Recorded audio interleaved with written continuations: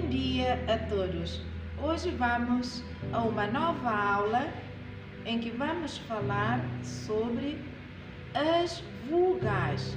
Como sabemos, o alfabeto é formado por 26 letras, das quais 5 são as vogais: A, E, I, O, U.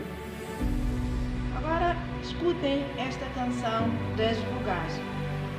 A, E, I, O, U são 5 vogais. A, E, I, O, U são 5 vogais. Destas vogais, hoje vamos aprender algumas palavras que começam com estas 5 letras. Vejam, por favor. A de abacaxi, A de anel, A de árvore, A de abelha, A de avião. A vogal é de escada, E de enxada, E de elefante, E de estrela, E de escova.